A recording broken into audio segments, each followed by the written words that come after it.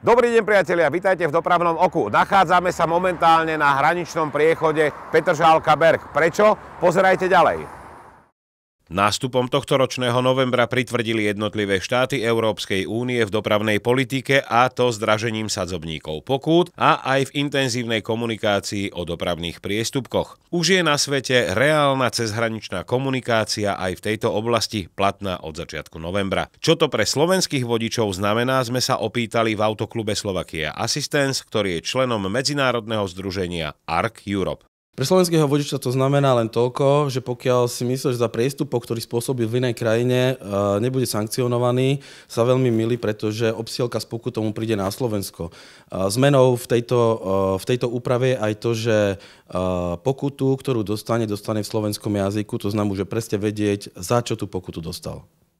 A vedzte, že už to schválil aj slovenský parlament. Ešte koncom októbra, no zaniklo to v iných dôležitých informáciách. Medzištátna komunikácia sa týka tzv. Závažných dopravných priestupkov, ako sú prekročenie rýchlosti, jazda pod vplyvom alkoholu, prejazd križovatky na červenú či telefonovanie za volantom bez handsfree sady alebo jazda na motocykli bez ochrannej prilby. Policajti členských štátov únie si budú môcť vymieňať informácie o osobných údajoch majiteľa auta či motocykla, VIN kódoch, evidenčných číslach, type a značke auta či motorky, teda kompletná lustrácia majiteľa a vozidla. A vy sa môžete tešiť na to, že svoj prehrešok budete mať v slovenskom jazyku a budete riešení slovenskou políciou. Problém je v tom, že pokutu budete platiť podľa sadzobníka krajiny, v ktorej ste sa dopravného priestupku dopustili, a vedzte, že to nie je lacný špás. Podľa prieskumov sú reakcie cudzincov z východného bloku jazdiacich po cestách a diaľniciach západu negatívne, nepáči sa to najmä Poliakom. Ani sa im nedivím, že sa búria, však všeobecne patria medzi špičku arogancie na európskych cestách, aj na tých našich.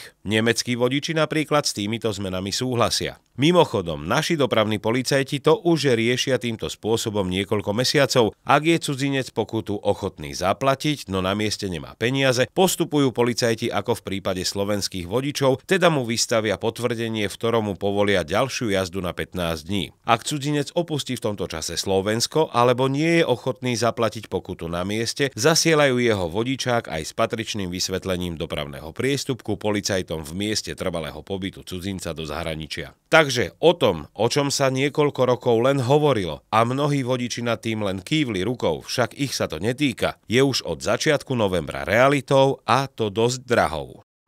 Na záver jedna dobrá rada. Ak cestujete do zahraničia, naštudujte si aspoň základné predpisy a základné sadzobníky pokút krajín, cez ktoré tranzitujete a aj v ktorej končíte.